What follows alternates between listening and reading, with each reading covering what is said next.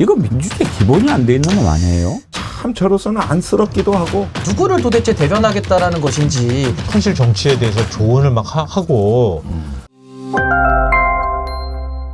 지금 윤석열이 부산에 갔는데 왜 갔는지 모르겠어요. 근데 부산에서 지금 재밌는 일이 하나 벌어지고 있잖아요. 수령에선가? 장해찬이가 나와가지고 지금 이제 끝까지 달리고 있어요. 이제 오늘 뭐 투표 시작해버렸으니까 단일하고 보고 이제 사라졌죠. 그렇게 되면은 어떻게 돼요? 자기는 내 뒤에 윤석열이 있다고 그러고 또 정연욱인가 동아일보 출신 그 후보는 나는 국민의힘 후보라고 그러고 그렇게 되면은 민주당 뭐 안 봐도 이건 산수가 나오는 거 아닙니까? 그런데 왜 이렇게 버티는지 모르겠는데 이 장해찬이가 아주 웃기는 짓을 해요. 이재명 대표가 거기에서 지원 유세를 하는데 그 앞에 와서 막 마이크를 들이댔대요.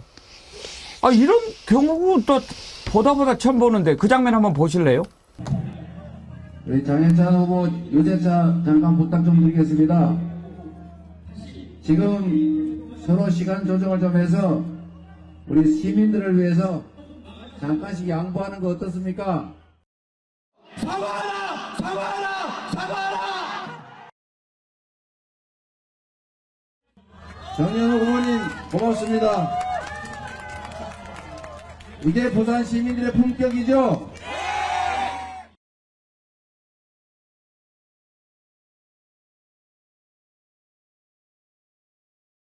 부산 시민 여러분 부탁 하나 드리겠습니다.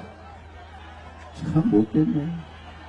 이런 거를 선거 방해죄라고 합니다. 민주시민 여러분 그냥 귀엽게 봐주세요. 저렇게라도 해야 어디 신문에 한 줄이라도 나니까 그러는 거 아니겠습니까? 귀엽게 봐줄 수가 없습니다. 아니 신익위원장님 지금 이제 상황이 이렇게 된 거죠. 이재명 대표가 지원 유세를 하고 있는데 아마 거기가 이제 좀 뭐 주요한 거리겠죠. 그래서 국민의힘의 정연욱 후보도 있고 장해찬이가 이제 오더라고요. 데리고 오는데 유세를 하고 있는데 거기다가 대고 그 법인카드 뭐 제보한 놈을 데리고 와서 사과하라 이렇게 막 하면서 연설을 방해하는 거예요. 이건 민주주의 기본이 안 돼 있는 건 아니에요? 그 한동훈 위원장이 범죄자 그럼 알레르기적으로 싫어하기 때문에 한동훈 위원장이 장해찬 후보를 싫어할 만하네요. 이게 공직선거법상 범죄로 규정되어 있는 범죄자거든요. 장해찬 후보는. 이게 공직선거법 237조에 나오는데 이 선거자유방해죄가요. 징역 10년 이하의 징역에 처단될 수 있는 중죄입니다. 중죄. 그것밖에 안 돼요? 아니 그래서 뭐 이재명 대표가 이제 유세 중에 저는 선거 방해에 대해서 저건 선거 방해죄에 해당한다라는 것은 아마 이제 법률가기 때문에 짚어준 것 같고 뭐 저걸 법으로 하겠습니까만은 지금 장해찬 후보가 저기서 저러고 다니는 것은 정말 이성을 잃은 행동이죠. 저거는 저 하나만 봐도 장해찬 씨는 저는 정치를 해서는 안 될 사람이고 저 정도의 비이성적이고 비합리적인 행위를 하는 사람이라면은 정상적인 사회생활도 매우 어려울 수 있겠다라는 생각이 좀 들었고요. 좀 한국 정치를 정말 나쁘게 만드는 그런 사례 아니냐. 저는 매우 안타깝습니다. 아니 먼저 유세를 시작을 했으면 기다렸다가 자기가 이야기하면 되는 거지. 유세하는데 거기에다 대고 확성기로 막 시끄럽게 하고 그러는 거 김성환 평론가 경찰은 뭐 해요? 그렇게 말입니다. 근데 사실 저 사이에 경찰이 어떻게 끼겠어요? 경찰이 껴가지고 조용해 주십시오 이렇게 말하기도 굉장히 어려웠을 것 같은데요. 우리 그런 말 있잖아요. 화나면 진다고. 화내면 진다는 거죠. 그러니까 장해찬 후보의 지금 처지를 보여주는 것 같아요. 굉장히 궁색하거든요, 지금. 왜냐하면 지금 뭐 민주당 후보가 어부지리로 국회의원이 되는 건 아니냐 이런 말이 나올 정도란 말이에요. 지금 정인욱 후보하고 그 국민의힘 지지자들 표를 반반씩 나눠 가지는 바람에 지지율 조사해보면 민주당 후보에 뒤지는 걸로 나와 있거든요. 그래서 후보 단일화를 제안을 했는데 지금 단일화가 안 되는 상황이에요. 굉장히 다급해져 있을 거예요.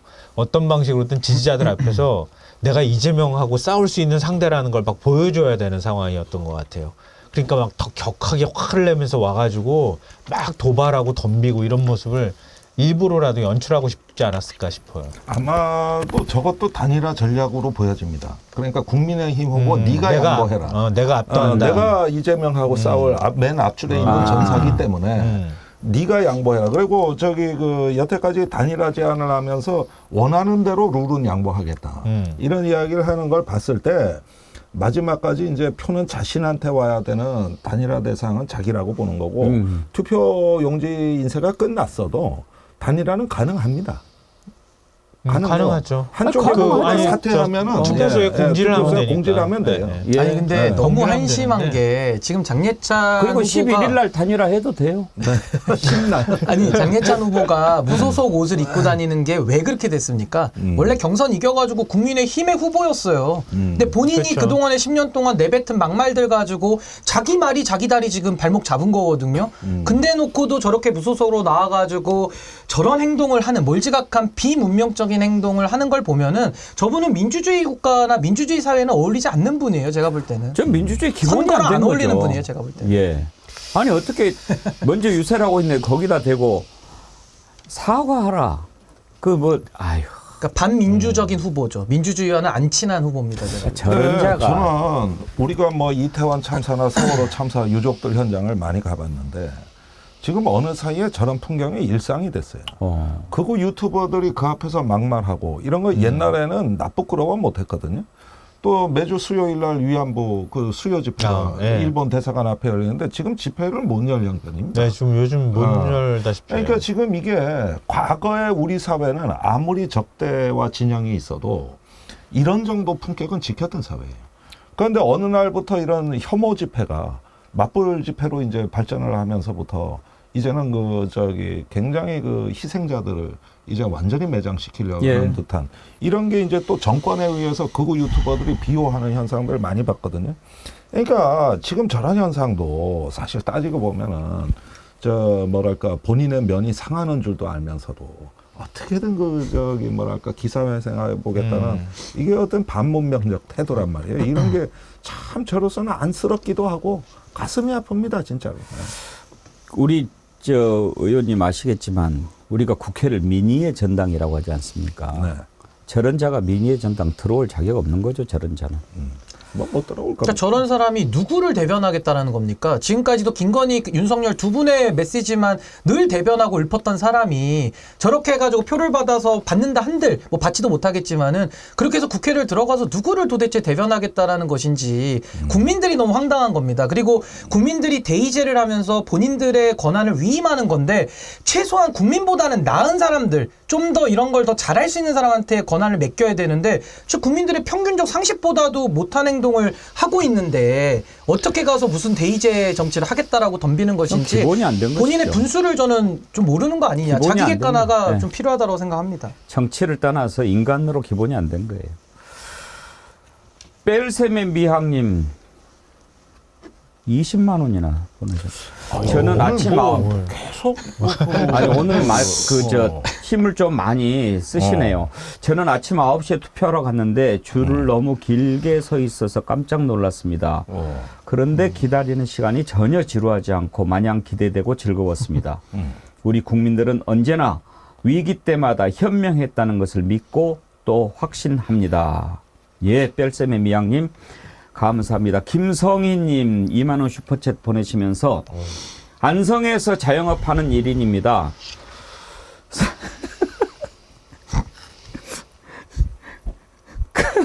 그동안 손님이 2명이라며 손가락으로 부위를 치켜들고 들어오시면 마음이 불편했습니다. 아, 무슨 말씀인지 알겠어요? 네. 우리 2명이요 그러면 불편하셨다는 거예요. 사전 투표하고 온 오늘은 즐겁게 일하겠습니다. 저는 저의 한 표를 믿습니다. 아유. 아니, 그러니까 투표는 1번 뭐가 좋고 아니면 5번도 좋아. 예. 손님은 많을 수 없잖아. 왜 얘기 안 하시나 했는데. 우리 그래도 5명이면 오셨는데 하셔야지. 이러면은 큰 테이블 일을 해주고. 녹색 정의당이 5번이에요? 네. 4번은 어디예요? 4번요? 네. 4번은 저기 그 위성정당이죠. 3, 4번은 위성정당이라 지역구가 없습니다. 민주당 민주연합이 3번이고 지역구는? 국민의미래가 4번이고 지역구도 5번이에요? 5번이에요. 그러니까 기호가 통일돼 있는 거죠. 정의당. 그러니까 오전에 사전투표, 오후에 사전투표, 네. 5번 이런 경우도 있는 거예요. 오늘입니다. 오늘. 그리고 알겠습니다. 식당에는 이왕이면 5분. 예 쓰세요. 예, 아주 애쓰시고 네. 반성 많이 하세요. 예. 예. 아, 박성무님. 어제 그 현장에 있었는데, 장해찬 그 현장에, 잘 됐네, 이분 덕택에.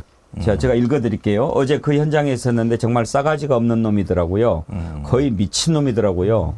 주위에서 욕 많이 했고요. 어제 저녁 수영에서 지인들과 술 한잔 하면서 이래도 장해찬 찍겠냐 했더니 창피하니까 말하지 말라고 하더라고요. 아이고, 박성무님 감사합니다. 덕택에 제가 입이 덜 더러워졌어요. 제가 욕이 막 나오려고 그랬는데. 근데 저는요, 장예찬이 창피한 것도 있지만은 저런 사람을 참모로 갖다가 쓴 윤석열 대통령은 얼마나 사람 보는 안목이 없는지가 그런 분이 지금 현재 국가 원수로서 대한민국 대표하고 있다라는 게 더 창피합니다. 저는 솔직히. 정말 창피한 거죠. 국민들을 섬기는 자리가 국회의원이거든요. 네. 그 뭐 선거 때만 숙이고 나머지는 뭐 선거 절 받는다고 그러지만 그래서는 안 됩니다.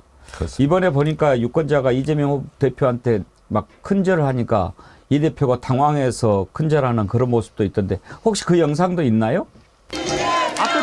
그런 거 하지 마세요. 앞으로 이런 거 하지 마십시오. 네. 원래 종한테 주인이 절하면 종이 버릇 나빠져요. 대한민국의 주권은 국민에게 있고 모든 권력은 국민으로부터 나온다고 우리 모두가 함께 만든 헌법 1조 1항에 쓰여져 있습니다. 자녀들의 더 나은 삶을 위해서 우리가 밤낮 없이 일하고 죽을 둥 살 둥 고생하지만 자식들한테 행복한 삶을 만들어주는 길은 정치가 제대로 작동하게 하는 것입니다. 투표하셔야 합니다. 주권을 포기하지 말아야 합니다. 한 가지만 더 짚어보도록 하겠습니다. 이번에 의료개혁 이제 왜 시작했는지 대충 이제 우리가 압니다. 근데 뜻대로 잘 안 됐죠. 물론 초반에는 재미 좀 봤어요. 의사 늘린다. 국민들은 뭐 그 필요하다라고 생각하겠죠. 그리고 전공의들이 뭐 그만둔다. 그래가지고 불편이 커진다. 국민들이 의사 비판할 거야. 앵간히 해야죠. 그런데 그걸 이제 국민들이 나중에 알아버렸죠. 그래서 지금 이제 난리가 나면 이 정권이 욕을 먹게 생겼고 이제 죽을 것 같으니까 어제 그 박단 대한전공의협의회 비대위원장 만나서 뭐 이렇게 얘기하는 쇼를 했죠. 그런데 적어도 대통령급이면 뭔가 해답을 갖고 얘기를 하고 대통령이 최종 단계잖아요. 최종 단계에서는 뭔가가 나와야 돼요. 그 단계에서 안 나오면 끝이에요. 그러니까 이게 정치의 기본도 모르는 거죠. 김종대 의원님, 네. 제가 그런 기억이 있어요. 그 호텔 사장을 제가 이제 아는 사람인데 어떤 손님이 그 호텔 사장이랑 이렇게 사무실에서 차를 한잔 하고 있는데 밖이 막 시끄러워요. 왜 그렇게 시끄러운가 했더니 고객이 컴플레인을 하고 있는 거예요. 근데 매니저한테 이제 나가가지고 대응대를 하게 하는 거예요. 그런데 제가 들어보니까 일리가 있어요. 컴플레인이. 내가 아니 사장이 나가서 설명을 좀 해주지 그러냐. 일리가 있는데. 그랬더니 제가 나가면 끝입니다. 저기에서 조정을 해가지고 결론을 제가 얘기를 해야지 제가 나가서 얘기를 해버리면 그게 최종 방안입니다. 그게 마지막 자리에 있는 사람의 위치더라고요. 네. 책상 앞에다가 더 박스탑스 히어 100번 써놓으면 뭐 합니까? 네. 근데 지금 뭐 장관이랑 차관이랑 있는데 거기에서 해결을 해야지 지가 딱 불러가지고 이야기해서 거기서 해결이 안 돼버리면 그 다음에 뭘로 해결을 합니까? 천공이 해결해야지. 항상 우리는 공적 의사결정 밖에서 많은 일이 이루어지는 걸 이미 봤어요. 여기서는. 그런 식이죠. 호텔 사장만 또 못한 거지. 아니 근데 천공이라는 이자는 도대체 정체가 뭐예요? 아니 실제로 이번에 솔루션을 냈어요. 그러니까 30대 70이라고 해서 30%만 먹는 거다. 나 이거 그게 아무리 도전했다. 생각해도 그러니까 600명설이 벌써 나온 거 아니에요. 지가 저기. 뭔데 이런 얘기를 하냐고. 아니 그러니까 이게 천공이 입력값을 넣으면은 출력값에 비슷하게 나오는 걸 우리가 많이 봤단 말이에요.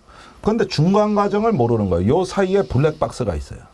그래서 이 블랙박스를 통과하면서 거의 입력값이 결과치에 반영되는 걸 봤는데 아직까지 우리가 못 밝혀낸 겁니다. 중간에 그 둘 사이에 있는 블랙박스가 뭐냐? 이겁니다. 그런데 신기하게도 이런 현상은 기계처럼 착착 맞아 돌아갔거든요. 그러니까 지금은 우리가 이런 부분에서 이제 윤 대통령이 본인이 어떤 그 뭐 과학적인 근거라고 하지만은 정교하게 마련된 개혁의 안이라는 건 애시당초 없었고, 그 다음에 수구위와 공론의 민주적 과정이라는 건 더더군다나 없었고, 이러다 보니까 이 개혁은 시작하기 전에 이미 실패한 의료 개혁이에요. 이미 실패해놓고 개혁을 한다는 거예요. 이게. 그러니까 이 개혁은 여기서 멈춰야 됩니다. 지금 여기서. 천공 얘기가 왜 안 나오나 했는데요. 이야기를 하더라고요. 한번 들어보시죠. 네. 모든 것은 3등분으로 가는 거예요. 2,000명을 지금 하려 그러니까 여기에서 3대 7로 해가지고 지금 내려와야 됩니다. 요번에는 요 30%만 좀 정원을 합시다. 이러면 정부 해야 돼요. 그러면 우리가 받아들인다 해야지. 이것도 안 된다. 그러니까 국민한테 너가 다 두드리 맞아. 의사도 이 사회 지도자급이고 우리 정치하는 사람들도 지도자들입니다. 합의를 해가며 가는 지혜를 열어야 돼. 그 2,000명이 정원을 한다고 2,000공을 거기다 갖다 대는 저 무식한 사람들이 어디 있어요. 나를 이렇게 무속 프레임 아니면 역술인 프레임을 세워가지고 지금 그 최순실이 작업해보고 그거 덕을 본 걸 가지고 뇌를 거기다 끼 맞춰가지고 뭔가를 역술인 말을 듣고 정치를 한다. 국민들을 그렇게 호도하려고 하는데 그 참 이 나라가 어떻게 되려고 지금 이렇게 꼴이 됐는지. 내가 왜 뭐가 그렇게 무서운지. 이제 입이 터졌네. 네. 그렇죠? 한동안 참았어요. 그러면은 30%로 가는 겁니까 이제? 아니 그러니까 저기 박단 전공의 협회장이 예. 그 대통령을 면담하고 나오자마자 그 의료 매체에서 일제히 600명설이 보도되지 않았습니까? 근데 그 600명이 바로 30%예요. 그래서 이게 그 나올 만한 소스는 우리가 보기에는 박단 협회장밖에 없지 않냐. 그리고 어떻게 면담하고 나오자마자 그런 이야기가 나오냐. 근데 때마침 저 영상이 있는 거예요. 30% 영상이. 예. 그러니까 이번에도 이상하게 그 중간에 어떤 과정이 있는지는 몰라도 또 이상하게 맞는 건 맞는 거거든 이게. 어때요, 김성환 평론가? 지금 성공 얘기가 계속 나오는데 뭔가 또 얘기를 하네요.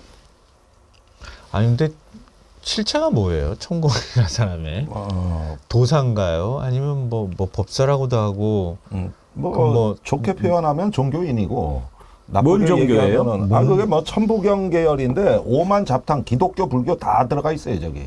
지금 웬만한 그 종교의 신비주의적 특성들은 다 집어넣었다고. 아니 근데 이게 영상 제목이 의료계 분쟁 정부와의 조정 방안 호호. 이거라는데요. 오호. 이 정치인 아니에요? 그러셔요. 그러면서 모든 세상 만물의 우주는 7대3의 법칙으로 우주가 만들어져 있다. 뭐 사람 몸도 뭐 지금 좀 찾아보니까 사람 몸도 뭐 3등분으로 돼 있니 어쩌니 이런 소리를 한다는데 이렇게 두드려 맞추는데 거기 600명 소리 갑자기 나왔고 대통령실에서 그 부인했잖아요. 이게 그냥 나온 것 같지 않다는. 저는 사실 저런 거 잘 안 믿거든요. 그런데 또 천공에 관련돼 있는 뭐 의혹 나올 때에도 사실 솔직히 개인적으로는 애써 관심을 안 두려고 했었거든요. 거기 관심을 두기 시작하면 좀 세상이 삐뚤어져 보일 거 아니에요. 그래서 일부러 관심을 안 가졌는데 지금 이 얘기를 하고 나니까 이 사람은 도대체 뭐 하는 사람이길래 이렇게 현실 정치에 대해서 조언을 막 하고 근데 이게 대충 맞아떨어지는 것 같은 느낌이 드는 건 도대체 왜 그런 걸까 이런 생각이 드는데요. 신은기 위원장님, 저 어떻게 처리해야 될까요? 근데 사실 이 천공 논란은 뭐 용산으로 이전할 때도 혹시 뭐 개입했는지 여부, 또 내지는 천공이 뭐 지난번에는 지방 가가지고 막 군수들 뭐 만나는 자리에서 막 경찰들이 의전하고 이러면서 또 문제가 됐었고, 또 그 이후에도 뭐 계속 국정에 좀 비상식적이고 비이성적인 일들이 있을 때마다 도저히 이해가 안 되니까 국민들께서 그러면 혹시 천공 얘기를 듣고 하는 건가 이런 식으로라도 이제 깨어 맞춰가지고 여기까지 온 거거든요. 그 여기에 대해서 가장 그 근본적으로는 윤석열 대통령이 후보 시절에 토론하면서 이게 왕자를 써가지고 여기 그 손바닥은 안 씻고 손가락만 씻었다 뭐 이런 해명을 그때 누가 해가지고 좀 우스꽝스러워졌던 것까지 있는데, 이걸 종합적으로 해석하니까 지금 이 지경까지 온 거 아니겠습니까? 저는 이 사태가 결국 보여주는 것은 뭐 불편하신 분들도 저는 계실 거라고 보는데, 결국 윤석열 정부가 국정 수행과 국정 운영을 더 이어나갈 어떠한 신뢰도 없다. 그러니까 국민들은 이제 더 이상 그 윤석열 대통령이 식물 대통령으로 더 지켜보는 일만 남은 거 아니냐. 그래서 그 사이를 틈타서 천공의 개입설이 자꾸 나오는 거 아닌가, 저는 이렇게 바라보고 하여튼 있습니다. 이번에 싹 정리해야 됩니다. 싹 정리해야 되고 잘못된 거 바로 잡아야 됩니다. 국정 운영 능력을 상실했다 그렇게 얘기를 하는데요. 상실 아닙니다. 원래 일도 없었습니다. 국정 운영 능력이 일도 없었어요. 그거를 이제 깨달은 거 아닙니까?